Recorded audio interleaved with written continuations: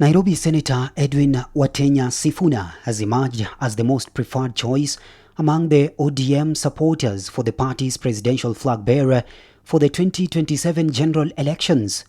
A new poll by the Trends and Insights for Africa, that is TIFA survey, released on Friday, July 24th today, shows that 44% of ODM supporters will prefer Sifuna as the party's presidential candidate if elections were held today.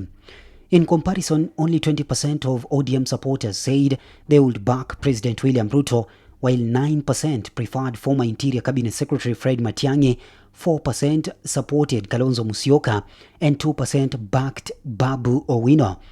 The findings are likely to strengthen Sifuna's standing within ODM at a time when the party remains divided over its cooperation with President Ruto's Kenya Kwanza administration ahead of the 2027 general elections. The poll comes just a fortnight after the Office of the Registrar of Political Parties officially ratified the removal of Sifuna from his position as the party Secretary General.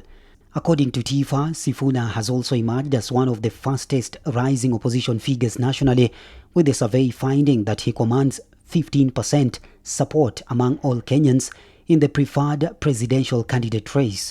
The survey further found that 74% of ODM supporters identify with Sifuna's Linda Mwananchi faction, while only 20% support the rival Linda Ground camp that backs continued cooperation with the broad-based administration.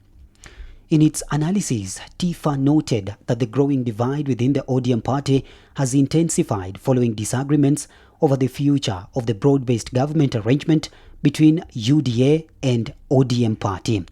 The pollster observed that Oburu recently called on the dissident Linda Mwananchi faction to quit the party, even as Sifuna and other leaders have hinted at the possibility of charting a different political path.